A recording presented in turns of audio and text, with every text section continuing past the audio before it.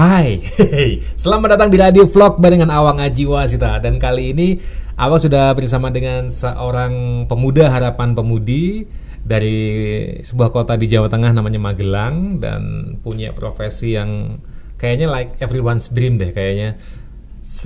Ketika sekarang tuh semua orang jadi YouTuber, dia udah mulai bermain YouTube sudah beberapa abad yang lalu. Hari ini menjadi YouTuber, konten kreator, dia juga musisi, dan dia juga sudah berpenghasilan dari situ. Ini yang pengen kita bahas, kita belajar dari dia. Langsung saja, please welcome Drew Neverend. Hai. Selamat datang di Selamat Radio datang, Vlog. Mas Sehat? Awang. Alhamdulillah sehat. Luar biasa. Ini seorang YouTuber yang pertama kali upload itu tahun berapa, bro? Tahun 2. Kalau yang mulai aktif konten atau Mulai pertama kali mengunggah di kalau akun YouTube. pertama kali mengunggah itu sekitar 2004 kalau nggak salah ya. Video ala-ala 2004. 2014. Oh, Sorry 2014. Jadi 2014. punya rekaman di HP langsung upload weh. Dan Tapi nggak ngerti, belum paham. Oh, dan itu cuma upload aja gitu ya. 2014. Itu berarti kayak hampir 7 tahun yang lalu ya. Hampir 7 tahun yang lalu. Tapi mulai akhirnya konsen di YouTube, apa yang membuatmu ini kok kayaknya YouTube menarik deh. Titik baliknya di mana, bro? Kalau sebenarnya awalnya tertarik tuh nggak kepikiran sampai YouTube menarik nih. Sebenarnya nggak, cuman karena dulu Mas Awang tahu lah, dulu zaman main band. Karena musisi juga. Ya. Kan setiap anak band tuh mesti punya impian. Wah, kita bakal sampai ke sana. Iya. Sampai ke sana terus kita diteken kontrak, terus rekaman, artis gitu kan. Okay. Tapi itu sekedar apa ya?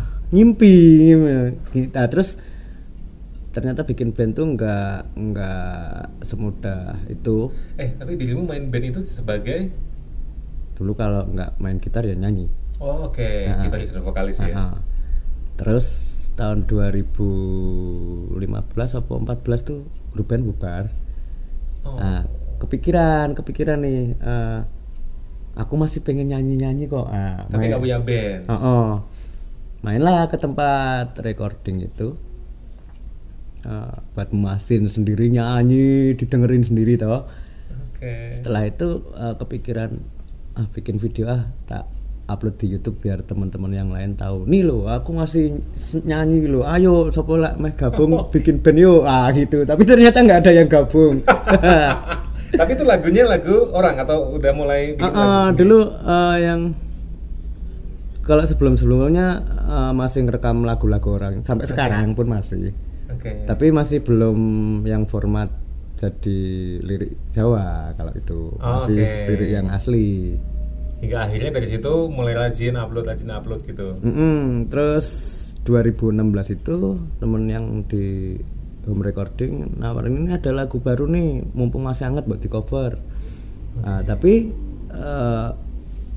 wah, bahasanya Inggris ya Pak. Kalau bahasa Inggris tuh aku takut nanti kalau salah malah lucu toh. Ya, terus inget nih tahun 2011 waktu awal bikin channel tuh pernah lihat satu channel namanya tuh kalau enggak salah Ernie Ball. Dia iya. Sempat ngover lagunya Dream Theater dibikin Jawa. Terinspirasi dari itu. Pilih nak iki tak jowoke jajal. Mungkin menarik nih. Dan ternyata itu lagu apa? Menarik. Yang lagu Closer. Closer itu pertama kali. Dan itu memang akhirnya di cover, dibikin versi bahasa Jawa untuk diupload. Bukan untuk main di mana, manggung di mana. Enggak, cuman buat geli-geli wae lah, ngono gitu. Tapi kan itu kayaknya responnya juga luar biasa ya. Karena apa ya? Tahun-tahun 2016 tuh yang bikin cover gitu tuh masih belum banyak. Dibanding sekarang loh. Kalau sekarang kan setiap orang bikin cover. Kalau dulu tuh baru beberapa, dan kebetulan yang bikin lagu barat dibikin Jawa gitu tuh masih ada 2 orang, aku terus Gavarok itu yang dari Jawa Timur. Oh, iya. Sama almarhum Mas Eko Prabowo yang dari Lampung. Baru bertiga itu. Jadi justru dari itu kita jadi temenan, bertiga ini temenan. Kurang lebih seangkatan itu ya? Seangkatan. Iya. Seangkatan kurang lebih. Wow. Nah, Closer versimu jadi apa judulnya? Masih Closer, tapi cuman isinya yang beda. Isinya aja yang beda. Oke. Nah, itu reaksinya itu seberapa cepat itu, Bro? Aku bikin setelah rekaman, bikin videonya tuh selang 3 bulan baru bikin, karena yang duet itu kan waktunya nggak bisa barengan. Terus bikin, upload selang sekitar seminggu, kalau nggak 2 minggu, HP nyala terus ki opo. Ternyata itu sampai muncul dipanggil ke ini, di wawancara online sama Brilionet kalau nggak salah. Nah dari itu tambah kenceng. Jadi tadi yang HP nyala kayak gitu tuh, itu pada ngasih komen gitu. Pada reply segala macam gitu ya. Di sosmed. Kalau di WA teman-teman cuma ngasih link, kok masuk sini. Opo, aku tak lihat gitu. Sambil ngantor waktu itu. Masih ngantor. Masih sebagai karyawan. Jadi di kantor tuh cuman ya buat numpang edit. Soalnya PC-nya high end. Kenceng ya. Buat yang sekarang lagi nonton ini sambil ngantor, hati-hati, ini kayaknya akan menginspirasi deh ceritanya. terus keluar akhirnya. Belum begitu itu naik sampai lagu keberapa ya, kurang lebih hampir 1 tahun masih ngantor. Jadi tiap hari PP Magelang Jogja sampai di Jogja sendiri udah akhirnya terjadi pergantian manajemen kantor. Terus saya resign, Pak, sekalian saya mau resign, Pak. Loh, ini kan sebenarnya bisa lanjut nih. Tak fokus di sini saja gitu. Berani melepas ini sudah kebayang nggak kalau ini akan jadi banyak itu penghasilannya waktu itu? Ya masih belum, masih gambling. Kalau aku ini keluar, kebetulan besok YouTube nggak menghasilkan, ya wes, terus mungkin cari kerjaan lain dulu. Kalau nggak tetap berkreativitas di situ tapi menghasilkan. Oke. Karena mungkin banyak yang berarti aku harus melepas nih, berarti tidak segegabah itu ya. Pokoknya harus tak colke ya, YouTube bisa mulai gini. Karena Ndru ini pun juga pas melepas pun juga sempat siapin plan B juga gitu ya. Oke, hingga akhirnya jalan-jalan dan sampai sekarang. Ya sekilas aja udah berapa parodi yang sudah Mbak bikin, cover Jawa yang Mbak bikin itu udah berapa banyak? Kalau total videonya itu sekitar udah 98 kalau nggak 94. Serius Bu? Tapi itu 4 tahun loh. Kalau dibanding sama teman-teman yang lain dalam jangka 4 tahun mungkin udah ratusan video yang mereka bikin. Tapi karena aku pikir kalau kayak cover parodi itu kan prosesnya lama nih. Kita bikin lirik parodinya dulu, terus kita recording, nunggu hasil mixing, kita syuting video, hasil mixing udah jadi, kita edit video, kita matin sama ininya baru upload. Jadi kalau rekaman tuh kemungkinan bisa 1 bulan cuman sekali. Efektif itu? Efektif. Maksudnya durasi aman tuh sebulan berarti satu itu? Dengan catatan kalau video klipnya kita agak terlalu riweh. Kalau mungkin video klip kita cuma nyanyi sama gitaran, kita ambil berapa angle, itu mungkin bisa sehari, lebih bisa 2. Ya. Menurutmu seberapa penting itu tim itu harus adakah, atau sebenarnya seorang YouTuber itu nggak perlu ada tim juga nggak apa-apa gitu? Mungkin kalau masing-masing personel punya pemikiran lain-lain ya. Kalau aku lebih seneng tak kerjain sendiri. Mungkin secara teknis kamera nih, aku besok mau bikin klip ini, nanti aku konsepnya seperti ini, besok minta tolong disyutingin ya. Nanti kayak Mas Im sendiri udah paham sudut-sudut pengambilan gimana, ini harus long shoot atau itu dia udah paham. Terus nanti tak edit sendiri. Tapi lama kelamaan kesini itu jadi ribet sendiri. Bener. Apalagi sekarang kameramennya mungkin ini mas-masnya juga mau bantuin kameramenin itu juga sibuk. Jadi siapa yang ada deh, misalnya ada yang main, aku mau bikin kan bantuin jadi tripod ya, tak suruh megang kamera gitu. Tapi kalau secara biar kita lebih fokus ke konten, mungkin kayaknya lebih enak punya tim sendiri. Punya tim sendiri. Gitu. Balik lagi itu pilihan ya, lebih nyaman yang mana. Tapi seorang Drew Neverend memilih untuk lebih fleksibel supaya sama-sama slow, sama-sama bisa berkarya bersama. Oke. Nah ini yang sebenarnya jadi pertanyaan besarku itu adalah ketika sudah menghasilkan di YouTube untuk seorang pemula gitu, itu cara kita dapat uang dari YouTube tuh bagaimana? Apakah hanya dengan subscribernya banyak, fix duitnya akeh gitu, atau ada ditonton banyak orang, wah besok langsung makan-makan nih? Itu konsepnya ini yang jadi pertanyaan teman-teman juga. Kadang ada teman-teman yang salah kaprah nih. Kalau dulu tahun 2016 tuh masih belum ada peraturan untuk bisa monetis harus punya 4.000 jam tayang sama 1.000 subscriber. Tapi tahun 2017 kalau enggak 18 tuh mulai ada peraturan itu. Jadi buat teman-teman yang kepengen channelnya dimonetize, otomatis dia harus ngumpulin subscriber sebanyak 1.000 sama punya jam tayang 4.000 jam. Itu harus dua-duanya harus ya? Itu harus terpenuhi ya. Dan meskipun itu terpenuhi, nanti dari pihak YouTube sendiri bakal ngecek nih dari sekian banyak video hingga itu terpenuhi, itu ada video-video yang melanggar itu enggak kebijakan YouTube enggak. Kalau misalnya ada 10 video dan ini udah terpenuhi dua-duanya, tapi ada 2 atau 3 video yang melanggar kebijakan YouTube, itu jadi bisa pending. Kalau enggak harus semuanya. Itu 3-3-nya, misalnya yang melanggar 2 nih, 2 atau 3 video. Itu kalau dihapus, misalnya kita ngambil, ada kan teman-teman yang suka mungkin seneng repost, ngambil dari berita apa yang penting bisa naikin ininya subscriber sama jam tayang. Oke. Ada 10 terus ada 10 video, ada 2 yang melanggar. Otomatis kalau yang 2 itu enggak kita hapus, kita tetap masih bisa belum bisa monetize. Karena ini dari 10 video ada 2 yang langgar nih. Meskipun udah dihapus?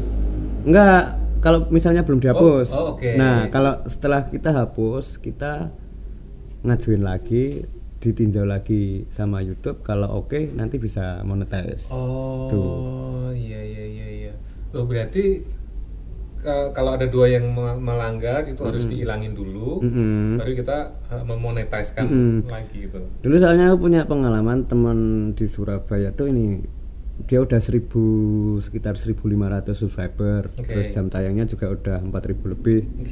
Tapi udah ngajuin sampai setahun tuh nggak diterima sama YouTube.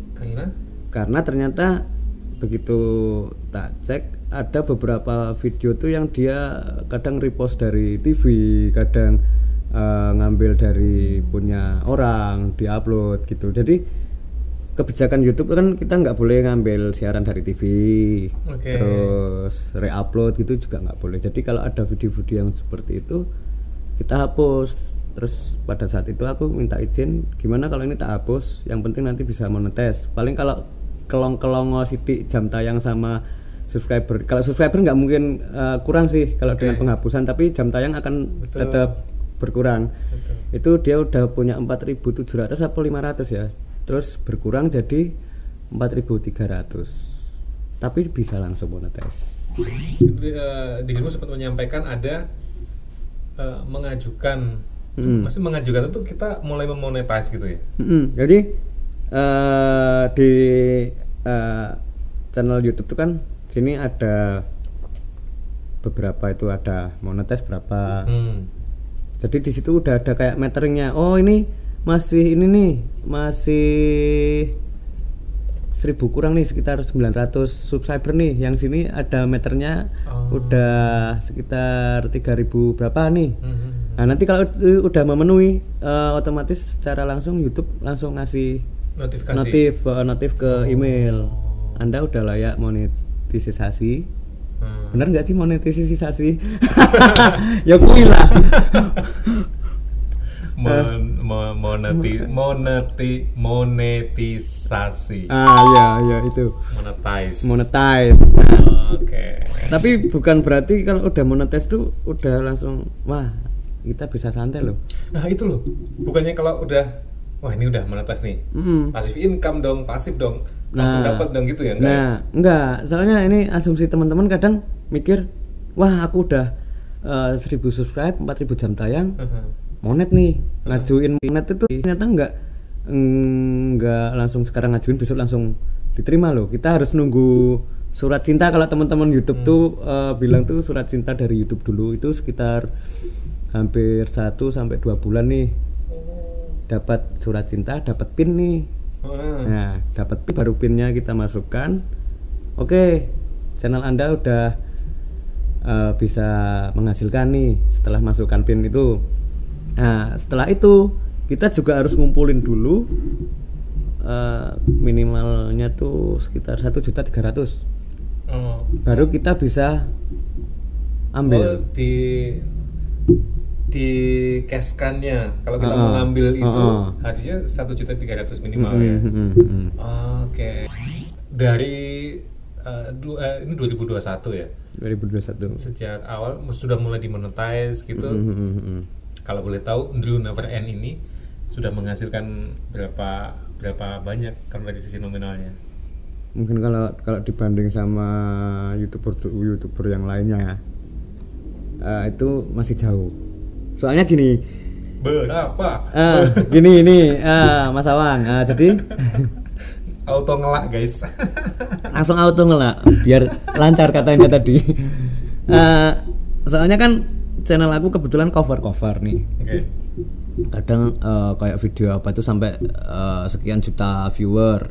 Nah yang pertama nih, misal videoku ada sekitar 3 juta viewer. Tapi itu terhitung dari tahun berapa? Nah karena yang dihitung dari YouTube sendiri itu per bulan. Misalnya dari awal bikin sampai bulan kemarin nih sekitar 2,5 juta viewer. Terus bulan ini jadi nambah jadi 3 juta.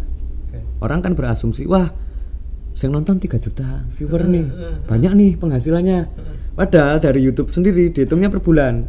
Kalau tadi bulan kemarin 2,5, terus bulan ini aku jadi 3 juta, otomatis yang dihitung dari YouTube pertambahan dari 3 juta dikurangi 2,5. Gitu. Berarti misalnya selama bulan Januari itu 2,5 juta viewer. Selama bulan Februari, di akhir Februari itu 3,5 juta, berarti sudah 1 juta viewer gitu ya. Selama 1 bulan itu. Iya, jadi perhitungan YouTube-nya 1 bulan itu yang pertama. Terus yang kedua, berhubung channelku tuh cover. Otomatis kan banyak kena. Ini masalah copyright. Iya. Ini kan juga lagi marak-maraknya masalah copyright. Jadi sebenarnya kalau kemarin sempat heboh masalah copyright seperti ini sebenarnya dari YouTube tuh emang aku lihat di halaman YouTube sendiri gimana cara jadi konten kreator. Kamu bisa konten A, B, C, D, E, F, G misalnya, dan salah satunya bisa bikin konten musik atau cover musik. YouTube pun menyarankan. Jadi YouTube pun menyarankan, cuman nanti untuk bagian monetize ada beberapa pilihan nih. Kita bakal bagi hasil sama pemilik lagu, atau masuk ke pemilik lagu semua. Jadi kalau kayak punyaku nih kemarin yang Closer, Shape of You, lagu-lagu yang barat itu rata-rata masuk ke pemilik lagu semua. Semua. Jadi wah kayak sing nonton semene yuto duite Pak Indro akeh enggak. Tapi aku pikirnya nggak apa-apa sih, aku dapat efeknya, orang jadi tahu oh Indro punya channel nih, suka ngover. Efek sampingnya cuman itu. Tapi kalau secara cuan misalnya itu enggak seperti itu. Sekarang ini kan banyak channel-channel baru, banyak yang mungkin sudah mau 1000 nih subscribernya nih, masih di 700-an misalnya gitu-gitu, dan watch hour-nya pun, watch time-nya juga udah mulai ke 4000 gitu-gitu. Sebenarnya kalau darimu apa tips yang harus dilakukan mereka, bro? Sebenarnya nggak dari itu pun, nggak dari udah mendekati, misalnya dari nol sekalipun tuh sebenarnya gini, bikin konten yang sesuai dengan apa yang kita miliki, passion nih misalnya ada yang seneng masak nih, ya udah kita bikin channel masak. Tapi kan udah banyak nih, di luar juga udah banyak, kita bikin yang beda, channel masak yang gosong gitu. Nah misalnya kalau kenapa sesuatu yang beda, yang baru tuh mesti selalu langsung naik, kan rata-rata gitu. Nanti tinggal setelah itu udah kelihatan naik, kita tinggal lanjutin aja, thread gitu. Terus yang kedua, konsisten itu juga perlu. Jadi misalnya nih nggak beda kalau kita kayak buka toko atau buka warung. Kita subscriber, anggaplah subscriber itu pelanggan nih. Kita punya warung kita YouTube ini. Kalau mereka, wah warungnya Pak Andrew enak ki jajanan nih, nonton apa pada jajan. Tapi sekali aku tutup, dan tutupnya mungkin dengan waktu yang lumayan lama, seminggu misalnya, otomatis pelanggan yang datang, loh kok tutup, otomatis mereka cari alternatif ke warung lain. Ya nggak beda sama YouTube, misalnya channelnya Pak Indro kok sekarang udah nggak terlalu aktif, mereka cari tontonan yang lain gitu. Satu kata atau satu kalimat untuk viewer kita yang sedang mungkin baru akan memulai di YouTube ini. Nah, jadi buat teman-teman yang baru mau mulai nih, pokoknya yang penting tandang, rasa mikir ke kondang, rasa mikir duit sih, sing penting lakoni sih, ya, gitu kira-kira. Rasa tandang, rasa mikir kondang sih gitu. Bener. Mantep tuh. Karena banyak yang mikir sebenarnya aku kondang sih, sebenarnya duitnya piye. Tandang sih. Karena teman-teman kadang berpikir wah YouTube tuh menghasilkan, biar caranya ben iso ndang monet, apapun mesti bakal dilalui dengan hal-hal yang apa ya, yang kurang benar gitu. Oke, wow. Dan dari video ini, tayangan ini pun saya pun juga seneng ya. Saya pun juga senang akhirnya bisa menjangkau lebih banyak lagi. Kalau biasanya di radio tapi ini bisa dinikmati secara visual juga. Akhirnya bisa mendatangkan. Dulu pernah tak interview juga di radio blog, di radio vlog saya bawakan visualnya seperti ini. Andi Rif ini luar biasa. Pokoknya ini sama ini. Kalau bisa ini radio vlog ini berlanjut. Amin. Sampai tahun kapan tah. Amin. Dan bisa mendatangkan teman-teman yang bisa ngasih inspirasi buat teman-teman yang lain gitu. Nanti kalaupun ada yang kenal sama Andrew atau mau nanya-nanya tentang Andrew, silakan drop di komen. Siapa tahu beberapa pertanyaan nanti bisa kita tanyakan langsung, kita datangkan lagi beliau di sini di antara jadwalnya beliau yang slow. Nanti bisa part 2, part 3, part 10. Dan itu udah beda semuanya. Iya. Gitu, jadi terima kasih banyak Drew ya, sama-sama. Sukses terus buat video-videonya. Dan teman-teman jangan lupa Radio Vlog akan terus kasih sesuatu, mungkin bukan hanya interview aja, tapi akan ada beberapa review-review yang lain, atau akan ada beberapa tayangan-tayangan yang lain. Pokoknya terima kasih banyak sudah bersama dengan Awang Ajiwasita, dan kali ini sudah bersama dengan Drew Never End. Gonna see you again next time. Bye-bye.